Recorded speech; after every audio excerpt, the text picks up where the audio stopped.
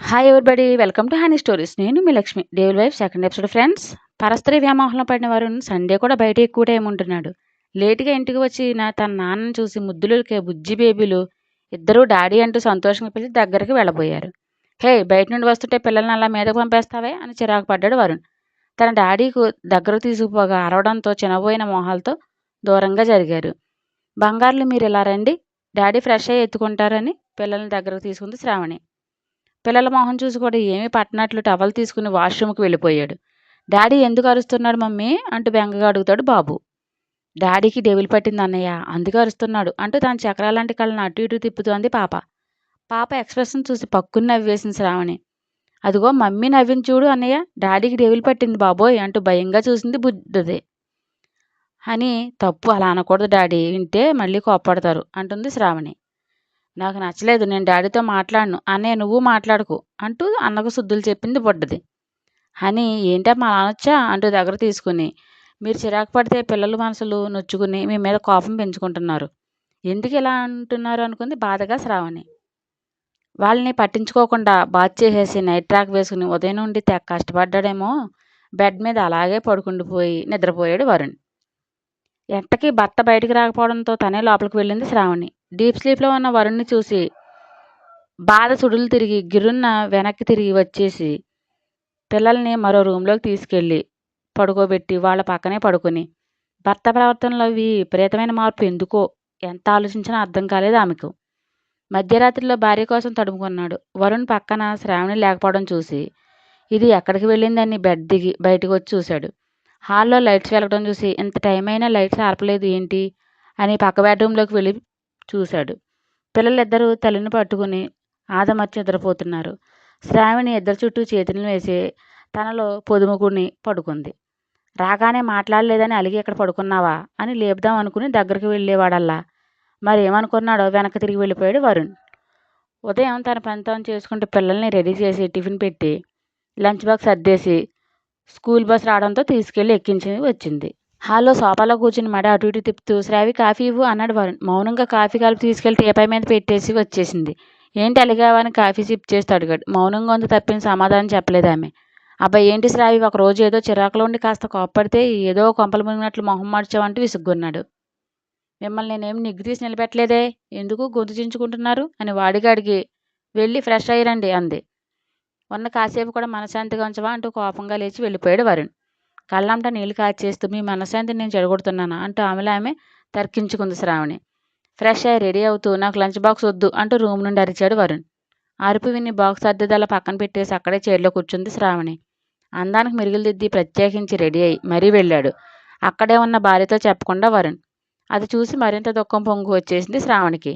అది మొదలు ఇద్దరి మధ్య దూరం కొంచెం కొంచెం పెరుగుతూ వచ్చింది. పూర్తిగా భర్తను పట్టించుకోవడం మానేసి ఎప్పుడు ఫోన్లో నవ్వుతూ మాట్లాడుతూనే ఉండేది శ్రావణి. ఏదో అనుమానం వచ్చి శ్రావణి ఎవరితో మాట్లాడుతుందో తెలుసుకోవాలని ఫోన్ ఎప్పుడు చిక్కుతుందో అని ఆత్రంగా చూశాడు. ఫోన్ బెడ్ మీద పెట్టి స్నానానికి చేయడానికి వెళ్ళింది ఆమె. గబగబా వెళ్ళి ఫోన్ తీసుకుని లాక్ ఓపెన్ చేసి కాల్ లాక్ చూశాడు. వరుసగా ఉన్న నేమ్ చూసి బాబు గుండె ఆగినంత పని అయింది. హాల్లో టీవీ సీరియల్ భర్త నిలదీస్తుంది.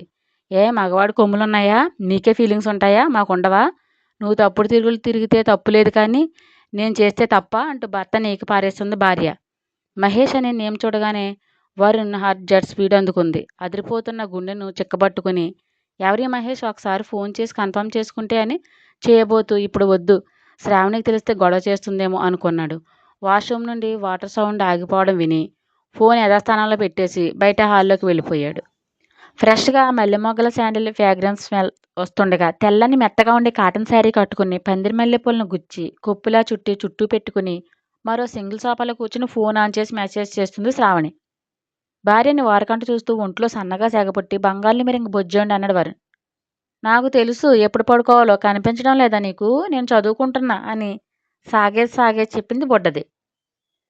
గతుక్కుమని నా పోలికాన్ని తెగమురుస్తుంటే భలేగా వేసావు పంచ్ అనుకుని బిక్కమొహం పెట్టాడు వరుణ్. అదేమి పట్టనట్లు మెసేజ్ మీద మెసేజ్ టైప్ చేస్తూ ఆ అంటూ చేతుల పైకి తలా సుకుమారంగా ఒళ్ళు విరిచింది శ్రావణి. అది చూసిన వరుణ్ గుటకలు మింగుతూ మెల్లగా లేచి శ్రావణి దగ్గరికి వెళ్ళబోయాడు. ఇంకో 2 అడుగుల దూరంలోనే ఉండగా టక్కుని లేచి హనీ తల్లి రండి బజ్జుందాం అంటూ పిలుస్తూ వెళ్ళింది. పదమాం అంటూ పిల్లలిద్దరూ బ్యాగ్ సర్దేసి అమ్మతో కలిసి రూమ్‌కి వెళ్లారు. దొంగ మొహంది ఊరిస్తూ ఉడికిస్తుంది అనుకుని అక్కడే కూర్చుని చకోరి పక్షిలా ఎదురు చూస్తున్నాడు. రూమ్‌లోకి వెళ్ళిన శ్రావణి ఎంతకీ బయటికి రాకపోవడంతో అసహనంగా ఇది లోపల ఏం చేస్తుంది అనుకుంటూ వెళ్ళాడు. పిల్లలిద్దరి మధ్య హాయిగా నిద్రపోతూ కనిపించింది శ్రావణి.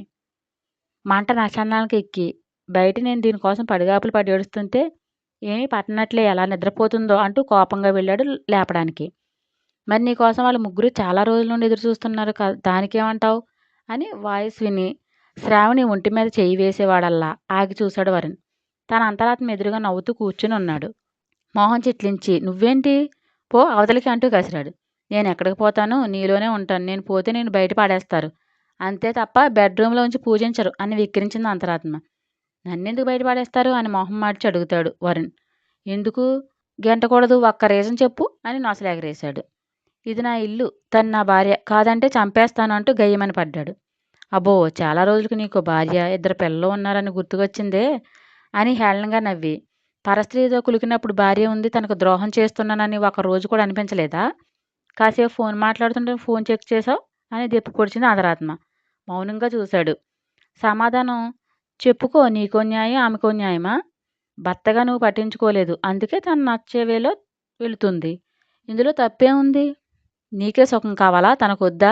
నువ్వే కొత్త రుచులను అలవాటు పడ్డంగా లేనిది తన పడదా ఏంటి అని నవ్వింది అంతరాత్మ. అదెలా కుదురుతుంది, నేను మగాడిని, ఏమైనా చేస్తాను, ఇది చేస్తే తెగ నరుగుతానంటూ పౌరుషంగా చెప్పాడు. ఆహా, అదేం లెక్క, నువ్వు ఊరి మీద పడి అడ్డమైన తిరుగుళ్ళు తిరిగితే తప్పులేదు, ఆవిడ చేస్తే తప్ప? నువ్వేమీ క్రీస్తేకంలో లేవు, ఆధునికంలో ఉన్నావు. సో ఇప్పుడు అన్నీ సమాన హక్కులే, అడిగి రిజిస్ట్రేషన్ పెట్టే రైట్స్ పురుషులకు లేదు. అసలే మహేష్ అనే పేరంటే శ్రావణి ఎక్కడికో వెళ్ళిపోతుంది, మరి ఎక్కడి దాకా వెళ్ళిందో చూసుకో అంటూ పెట్టాల్సిన చిచ్చు పెట్టేసి టింగుమని మాయమైంది అంతరాత్మ. ఆ మాట వినగానే వరుణ్ నవనాడులు కృంగిపోయి నిస్సత్తువ ఆవహించి ఎలా వెళ్ళాడో కూడా తెలియకుండా రూమ్కి వెళ్ళి బెడ్ మీద అడ్డంగా పడ్డాడు. వరుణ్ వెళ్ళాక మెల్లగా కళ్ళు తెరిచి చూసి భారంగా నిట్టూర్చుతూ నుదుటి మీద చేతిని బాంచుకుని నిద్రకు ఉపక్రమించింది శ్రావణి. తెల్లవాళ్ళు రకరకాల ఆలోచనలు వేధించి శ్రావణి తప్పు చేస్తున్నా అది తన వల్లే అని నిజాన్ని యాక్సెప్ట్ చేసి తన తిరుగులను బంద్ చేయాలని నిర్ణయించుకుని నిద్రపోయాడు. తెల్లారి ఎంతసేపైనా లేవలేదు వరుణ్. తను కావాలని లేపకుండా హాయిగా సాంగ్స్ పెట్టుకుని పని చేసుకుంటుంది శ్రావణి. బద్ధకంగా లేచి ఒళ్ళు వెచ్చుకుంటూ టైం చూసి లేట్ అయిందే అనుకుని బెడ్ దిగి బయటకు వచ్చి బంగారం కాఫీ ఇవ్వు అన్నాడు వరుణ్. లేవగానే కాఫీ అడుగుతాడని ముందే గెస్ చేసి ఫ్లాస్క్లో పోసి కాఫీని కప్లో పోసుకుని తీసుకెళ్లి టీపాయ్ మీద పెడుతుంది. మొహం చిట్లించి నాకు కాఫీ ఫ్లాస్కోలోదంటే నచ్చదని నీకు తెలుసు కదా శ్రావి అన్నాడు కోపంగా చూస్తూ. నాకు నచ్చినవే మీరు చేస్తున్నారా అని సూటిగా ప్రశ్నించింది శ్రావణి. నేనేం చేశాను అంటూ రివర్స్ క్వశ్చన్ వేశాడు. ప్లీజ్ వరుణ్, ప్రశ్నకు ప్రశ్న సమాధానం కాదు అని నీకు తెలుసు. సో రేపటి నుంచి ఇదే అలవాటు చేసుకో, ఎందుకంటే నేను జాబ్ చేయాలని డిసైడ్ అయ్యాను, రేపటి నుంచి వెళ్తున్నా అని వరుణ్ ఎత్తిన దోషి నిప్పులు కుమ్మరించింది శ్రావణి. వాట్, జాబ్కి వెళ్తావా అంటూ పెద్దగా అరిచి సోఫాలో మీటర్ ఎత్తునే ఎగిరి దబ్బున పడ్డాడు. మొహం చిట్లించి ఇందులో అంత అరవాల్సిన అంత వింతే ఉంది అని కూల్గా అడుగుతూ ఆమె. నా స్టోరీ మీకు నచ్చినట్లయితే ఒక లైక్ ఇచ్చి కామెంట్ చేయండి. ప్లీజ్ షేర్ అండ్ సబ్స్క్రైబ్ చేయండి బడీస్.